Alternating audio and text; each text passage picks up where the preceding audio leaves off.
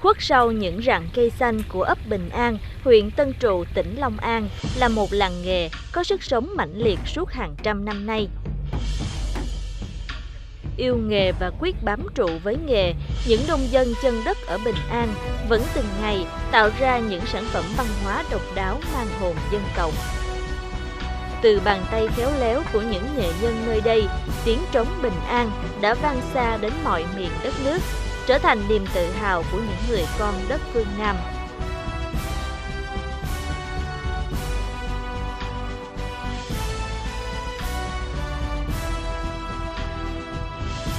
Cách thị xã Tân An đúng 10 cây số và cách thành phố Hồ Chí Minh chỉ hơn 50 cây số, làng nghề làm trống ở ấp Bình An đã hình thành từ khoảng giữa thế kỷ 19. Bắt đầu từ những năm 1950, trống Bình An đã nổi tiếng khắp ba miền, thậm chí các nước Đông Nam Á cũng biết tiếng tăm. Trải qua hơn 150 năm hình thành và phát triển, nhiều thế hệ cha truyền con nối, đến nay ấp Bình An đã thực sự trở thành một làng nghề truyền thống, chuyên làm trống tiêu biểu, không chỉ ở Long An mà còn cả khu vực đồng bằng sông Cửu Long. Nhiều gia tộc đã có đến 5 đời làm nghề trống. Ngày xưa cụ tổ của tôi tên là Nguyễn Văn Ti, người cũng là đi mua bán nước mắm khắp miệt vườn sông nước ở các tỉnh miền Tây. Thì cụ thấy người ta mổ trâu á, ta bỏ da trâu dưới sông á, rồi ông mới vớt lên tìm tre mua, rồi cưa chẻ cọc, mới đóng nọc dưới đất, căng tấm da ra phơi. Rồi ý cụ cũng muốn làm trống hay gì đó. Rồi các đền chùa ở miền Tây thì có vỏ trống mà không có cái trống da rồi rách hết rồi. Rồi ông bịch, rồi mài mò từ từ làm, rồi nghiên cứu làm cho ngày một tiến bộ hơn. Làm được một chiếc trống không phải một quá trình đơn giản mà đòi hỏi nhiều công phu và cả cái tâm của người làm nghề. Người thợ trống Bình An chọn da căng mặt trống phải là da trâu trên 10 năm tuổi. Vào những ngày mua da về, có khi cả một gia đình phải xúm lại. Mỗi người dùng một con dao cực bén để lóc hết phần mỡ phía trong da, hay còn gọi là bầy nhầy, và cạo sạch lớp lông bên ngoài, rồi đem da căng lên, phơi ngoài nắng. Quý vị và các bạn thân mến, nguyên liệu chính làm nên một chiếc trống Bình An đó chính là da trâu. Tuy nhiên để chọn được một bộ da tốt, phù hợp với các loại trống khác nhau cũng khá là công phu. Thưa chú Năm Mến, xin chú cho biết về cái quá trình mà chọn da trâu như thế nào để mà phù hợp nhất ạ? Thì về trống, cái nghề trống thì nghề dạy nghề.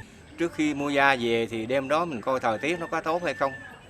Thí dụ mình thấy có nắng có thể được vài ba ngày, mình coi thì thời tiết tốt đó, rồi mình mới đi mua. Sau khi mà mua về thì da sẽ được xử lý như thế nào? Đó, thí dụ mình muốn bịch trống lân mà kêu hay giòn giã với hơn nữa nó lâu dùng thì nên chọn da dai, dai của con trâu đó. Rồi mình bịch trống thì nó kêu bông tiếng hơn. Còn da lưng thì để dùng cho trống nhạc lễ. Trống nhạc lễ hoặc giả trống cơm phải xài da lưng đặng nó kêu nó thanh thao, với hơn nữa là nó ấm tiếng hơn. Còn da đùi sau thì chỉ bịch trống chầu. Da trâu tươi sau khi được căng ra, phơi khô khoảng 3 ngày nắng ráo sẽ được mang vào, cắt thành những miếng hình tròn, được kính khác nhau. Tuy nghề này đã phát triển hơn trăm năm có lẽ, nhưng đối với những nghệ nhân đất Bình An, không gì có thể thay thế ánh nắng mặt trời. Họ đã thử thay thế ánh nắng trong những ngày mưa bằng hơi nóng nhân tạo từ than, từ củi, nhưng sau đó lại trở về với ánh nắng. Da phơi khô sẽ được bào mỏng. Bào da là khâu quan trọng nhất, đòi hỏi thợ trên dưới 10 năm tay nghề. Kỹ thuật bào sao cho trên một mặt trống yêu cầu độ dày mỏng khác nhau từ tâm đến vành. Cái nghề gạn da này thì da nó có chỗ dày, chỗ mỏng, rồi có chỗ chai, chỗ sượng, chỗ mềm. Thành thử mình gạn da mình cũng phải biết là mình làm nghề lâu năm rồi, tự mình kinh nghiệm. Ví dụ là da mình làm sao mình gạn, mình phải bằng tay mình bóp vậy nè, cho đều mặt da. Như vậy mình làm mặt da nó thẳng mới được, chứ còn nếu mình gạn da mà không có đều thì bịch rồi mình leo lên dậm đạp cho da nó giãn, sau này đó là nó rách da. Làm tang trống cũng là một công đoạn quan trọng trong quy trình làm trống. Tang trống Bình An thường được làm từ gỗ sao, gỗ mít, gỗ dầu nguyên khúc. Ngày qua ngày, những người thợ phải đục bên trong, bào bên ngoài tang trống sao cho đạt được độ dày mỏng theo yêu cầu của từng loại trống thì tiếng mới hay và khác biệt. Từ những khúc cây cổ thụ như thế này, những chiếc trống kỷ lục sẽ ra đời. Ngày nay, do thân gỗ lớn ngày càng hiếm nên chỉ những loại trống có đường kính nhỏ như trống cơm, trống lệnh, trống bồng là được làm bằng cách khoét rộng khúc cây gỗ.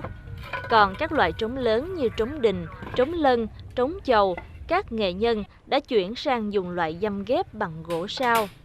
Chất lượng âm thanh khi đánh lên không hề thua kém tang trống làm từ gỗ liềm. Khi da đã khô và tang trống đã xong, công đoạn bịch trống bắt đầu.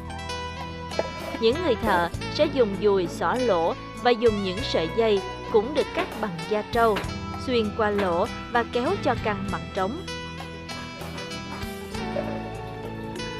Sau khi căng xong mặt trống, người thợ còn phải leo lên, dậm đạp một hồi để cho da căng ra hết mức và mỏng đều.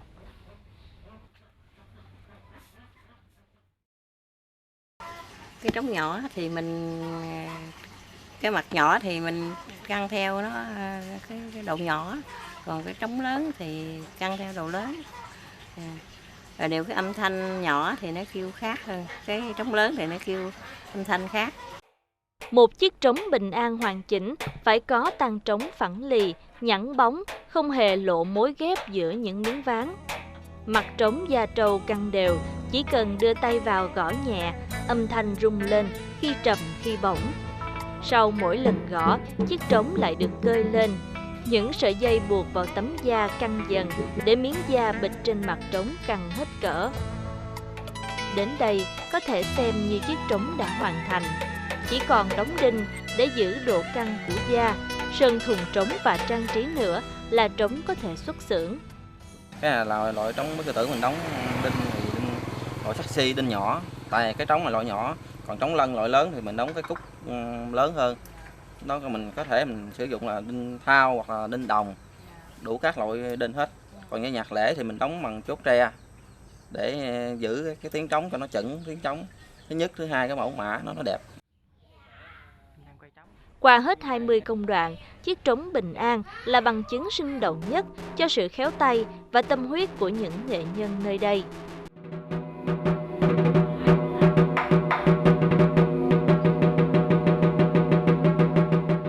Những nghệ nhân làng trống Bình An này không chỉ giữ được nghề của cha ông mà còn phát triển lên trình độ cao. Danh tiếng của làng nghề đã vang xa với tên tuổi của nhiều nghệ nhân. Chính vì thế, những khách hàng ở tận miền Trung, Tây Nguyên và cả ngoại quốc cũng đã tin dùng trống Bình An.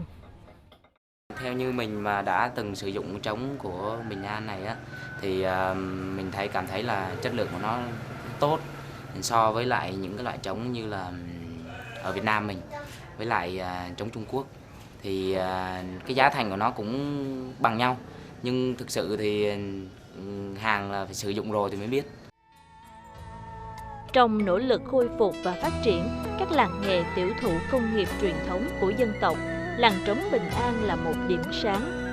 Không chỉ tiêu biểu cho nghị lực của những người nông dân biết vươn lên làm giàu từ chính đôi bàn tay của mình, mà ngôi làng nhỏ bé này còn là nơi gìn giữ những giá trị văn hóa tốt đẹp của dân tộc để tiếng trống Bình An vang xa đi khắp năm châu.